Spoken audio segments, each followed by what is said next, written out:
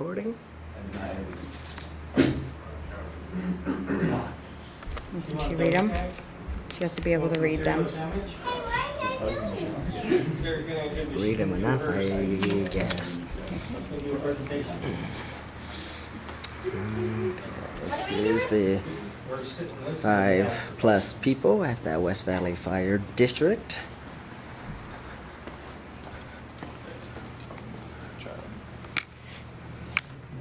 Are we ready to go? It's recording. Okay. As stated by writer Nicholas Guzman, it is easier to be convincing if you care about your topic. Figure out what's important to you about your message and speak from the heart. Well, to me that means putting anything that you can, or all of what you can, into everything that you do, even if it is public speaking. Firstly, I have a little experience with public speaking. I was a manager for a photo company for 3 years, and in doing so with that, I had to talk to people in group settings and in one-on-one. And the time was limited, so you had to make sure that you were able to sit there and point out their weaknesses, point out their strengths, and point out areas of improvement when it came to photography in an efficient manner, and also do it in a way where you were not downgrading them. You were not talking down to them, but you were letting them understand that this needed the improvement, and this is where you're doing really good. I maintained that position for 2 years, worked my way up actually pretty quickly.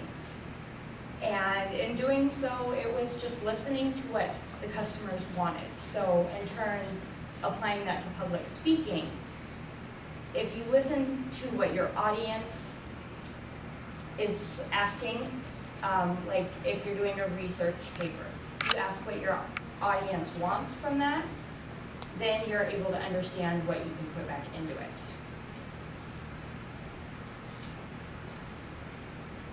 I've taken presentation-based courses, so everything was slideshows and speaker notes and everything like that. So there was a little bit of information that was able to be gathered, but it wasn't so much outwardly spokenness.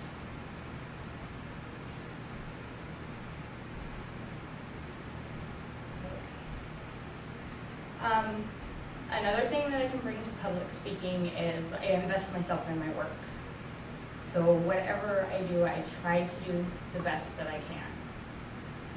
I try to put in every effort, do all of the research that I can, spend hours organizing things so that I can make sure that it is the best of my abilities.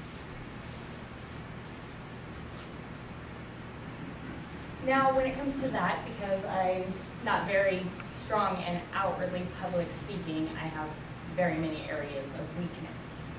I tend to move my hands a lot, and I tend to stutter on my words or speak a little too quickly. In doing so, sometimes my message is not clearly relayed. It can be me speaking really, really quick because I want to make sure I get what's in here out. Other times I can get very anxious and lose everything that I practice over and over and over again, because it's just, there's so many people that you have to run into throughout a day, and when you're doing it in a setting where you really don't know anybody, it's hard because you have to familiarize yourself with those people that you don't know. Another area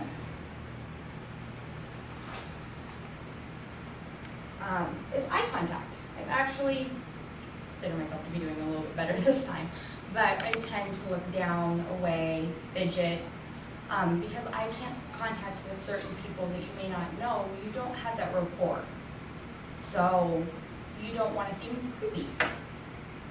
Am I right? Yeah. But these are also areas that I've found that I can improve in. So I can do relaxation techniques to help myself relax, calm down, catch that right speed for tone and structure of my speeches. I can practice over and over again. use props, visual aids, things that help relay my message in a smoother and more complete context. In conclusion, I completely forgot what. I've discussed my areas of strength, my areas of weakness, and areas where really I can see a lot of improvement. And I have discovered what I can do to improve those. In closing, Thomas Edison said something that I actually find, in all sense, very relevant to this topic. If we all did things that we were really capable of doing, we would literally astound ourselves. And that is that we just try at everything, even if we feel that we are going to do horribly. Putting in the effort and trying is where you might shock yourself.